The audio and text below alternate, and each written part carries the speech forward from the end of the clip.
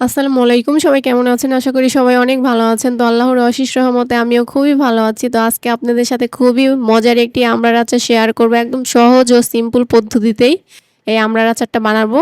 তো আমড়ার আচার বানাবার জন্য এখানে শুকনা মরিচ হালকা ভেজে নিয়েছি শুকনা খোলায় আর পাঁচফোড়ন আর ধনিয়া ভালো করে ভেজে নিয়েছি। একসাথে ব্লেন্ড করে নিয়েছি আচারে দেওয়ার জন্য। তো এখানে আমি ২ কেজি আমড়া নিয়েছি।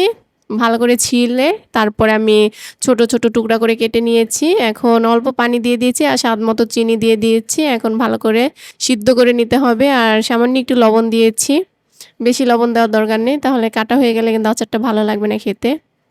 আমি কিন্তু কেটে, কেটে আচারটা বানিয়েছি। তাহলে একদম মিষ্টি, ঝাল সবকিছু ভালোভাবে লাগে খেতে, ভালো লাগে।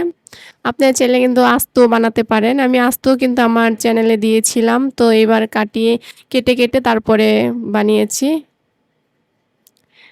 কাঠি দিয়ে যেভাবে খায় বাজারে যে বিক্রি করে কেটে, কেটে তো আমি সেইভাবে কিন্তু এই আচারটা বানিয়েছি।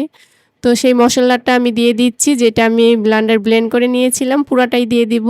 দিলে কালারটাও সুন্দর হবে। আর আচারটা খেতেও কিন্তু ভালো লাগবে। টক ঝাল মিষ্টি খেতে খুবই মজা হবে। তো দিয়ে ভালো করে নাড়াচাড়া করে মিশিয়ে নিতে হবে আর পানিটা একদম শুকিয়ে ফেলতে হবে। পানি রাখা যাবে না। পানি যদি থাকে তাহলে কিন্তু আচারটা ভালো লাগবে না খেতে আর আচারটা নষ্ট হয়ে যাবে। এভাবে করে একদম শুকনা, শুকনা করে পানি শুকিয়ে যদি আচারটা বানিয়ে রাখেন তাহলে কিন্তু আপনি নরমাল ফ্রিজে রেখে অনেকদিন খেতে পারেন, নষ্ট হবে না। আর আস্ত যদি বানিয়ে রাখেন তাহলে কিন্তু দেখা যায় অনেক পানি ভিতরে থাকলে নষ্ট হয়ে যায়। তো আমি কিন্তু ভালো করে নাড়াচাড়া করে নিচ্ছি। চুলার আঁচটা কমিয়ে কিছুক্ষণ পর, পর নাড়াচাড়া করবেন নিচে লেগে যেন না যায়। আর পানি কিন্তু একদমই থাকবে না। যখন আঠা, আঠা ভাব চলে আসবে সেই পর্যায়ে নামিয়ে বাটিতে সাজিয়ে নিতে হবে।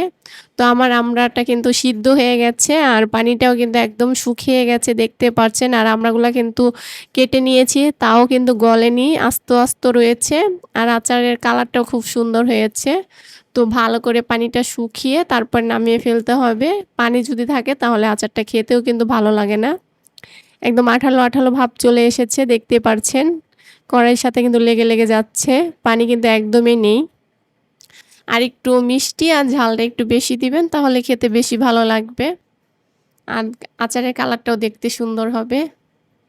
তো আচারটা কিন্তু হয়ে গেছে। এখন বাটিতে সাজিয়ে নিব। দেখুন কত সুন্দর হয়েছে। দেখতে যতটা সুন্দর হয়েছে খেতে কিন্তু আরো বেশি ভালো হয়েছে। তো এইভাবে করে আমার রেসিপি ফলো করে বাসায় একবার হলেও ট্রাই করবেন। আমার রেসিপি যদি ভালো লাগে অবশ্যই লাইক করবেন, কমেন্ট করবেন, শেয়ার করবেন আর আমার পেজে ফলো করে দিবেন।